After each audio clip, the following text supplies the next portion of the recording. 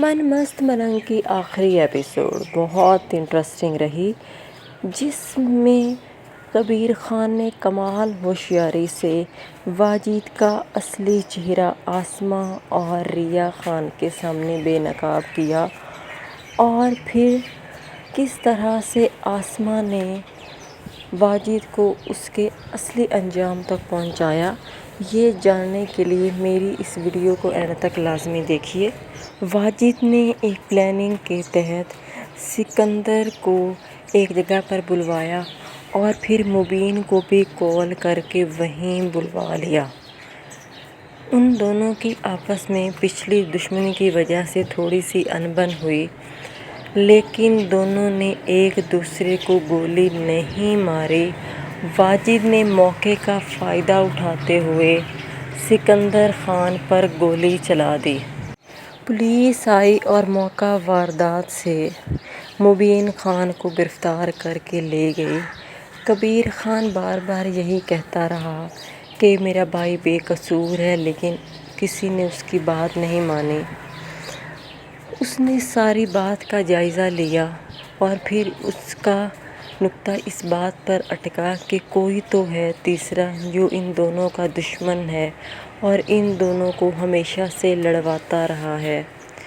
اس کا دھیان واجد کی طرف گیا اور پھر اس نے کمال ہوشیاری سے واجد کے خاص بندے کو پکڑا اور اس سے سب کچھ اگلوا لیا۔ اس بندے نے بتایا کہ کس طرح سے واجد نے سکندر اور مبین خان کو بلوایا اور پھر خود سکندر خان کو گولی مار کر الزام مبین خان پر لگا دیا، اور پھر اس بات کا پروف اس نے ایک ویڈیو بھی دکھائی جو کبیر خان نے اپنے پاس سیو کر لی۔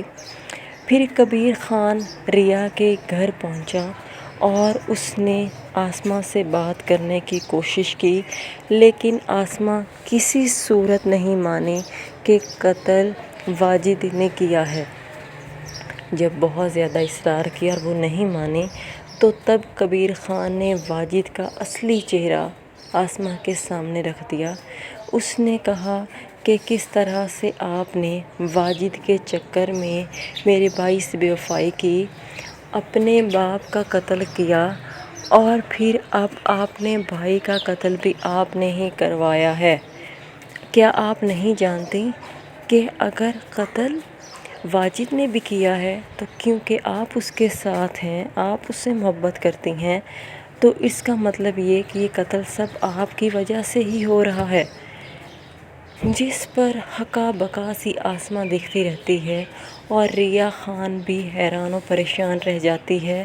وہ روتے ہوئے اپنی بہن سے کہتی ہے کہ آپ کہہ دیں یہ سب جھوٹ بول رہا ہے، آپ کہہ دیں یہ جھوٹ ہے۔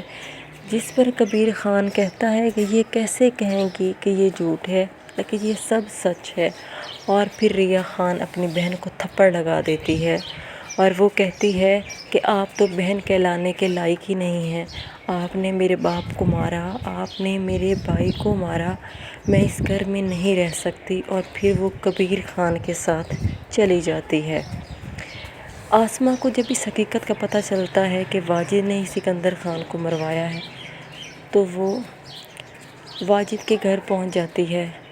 وہ واجد سے بہت کچھ اگلوا لیتی ہے اور پھر وہ اس سے گولیاں مار کے اس کا جسم چھلنی کر دیتی ہے اور پھر چھریوں کے وار کر کے اس کو لہو لہان کر دیتی ہے۔